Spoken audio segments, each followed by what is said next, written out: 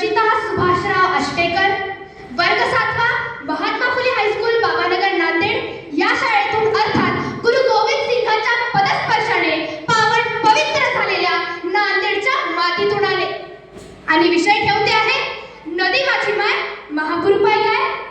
मी अशा संस्कारात संस्कृतीत जन्मले की आम्ही दगडातही देव पाहतो, नव्हेच तर त्याची जिवंत प्रचिती घेतो आणि या जगालाही दाखवतो बरं का. विश्वास बसत नसेल तर आसाममधील कामाख्या देवी, पंढरीचा पांडुरंग, तिरुपती, शिर्डीचे साईबाबा यांचा सखोल अभ्यास करा. स्वामी परमहंसांनी तर काली मातेच्या मूर्तीतील शक्ती जगाला आणि विवेकानंदाला दाखवली. विज्ञानाने कितीही नाकारले तरी मी या विचारपीठावरून अतिशय धाडसाने उद्घोषित करते की जिथं विज्ञान संपते तिथून आध्यात्मिक ज्ञान सुरू होते. तद्वतच आम्ही नदीलाही माय मानतो, नव्हेच तर नदीलाही आम्ही पूजतो.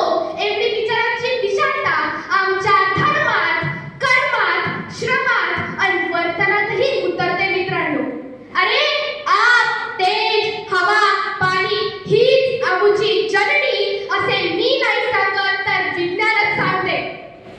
नदी माझी माय महापूर पाय काय या विषयाचा नदी माझी माय हा अर्धा भाग अध्यात्माशी तर उरलेला महापूर पाय काय या विषयाचा अर्धा भाग लोकवेदनेशी, आपत्ती व्यवस्थापनाशी, भारतीय अर्थव्यवस्थेशी थेट भिडतो. त्यामुळे हा विषय थोडा खास ठरतो सर. आफ्रिका खंडातीलच नव्हे तर जगातील सगळ्यात लांब नदी नाईल नदी, युरोपमधील सर्वात लांब नदी व्होल्गा नदी जी रशियातून वाहते, भारतातील सर्वात लांब नदी गंगा नदी, अमेरिकेतील सर्वात मोठी नदी मिसिसिपी नदी, आशिया खंडातील सगळ्यात लांब नदी यागची नदी जी चीनमधून वाहते. कल्पना करा, जगातील या सगळ्या प्रमुख नद्या आणि त्यांच्या उपनद्या तसेच भूतलावरील या सगळ्याच नद्या नामशेष झाल्यावर काय होईल?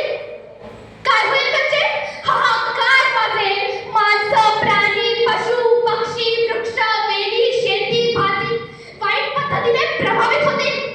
प्यायलाही आम्हाला पाणी भेटणार नाही आणि अन्न करून पाण्याविना इथली सजीवता तडफडून मरेल. पृथ्वी हा ग्रह क्षणात खंडहर होऊन जाईल, म्हणून नदी ही माझी माय ठरते.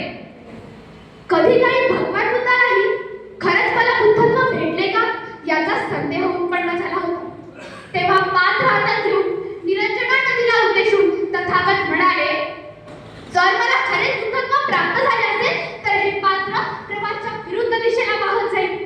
म्हणत ते पात्र बुद्धाने निरंजनेच्या पात्रात फेकले तर खरेच ते पात्र प्रवाहाच्या विरुद्ध दिशेला वाहत गेले. तेव्हा तिथं नदी भगवान बुद्धाची माय झाली होती. असंख्य आध्यात्मिक गुरूंची साधना नदीच्या आसपासच भरते आणि ती मानवता बहरते. महादेव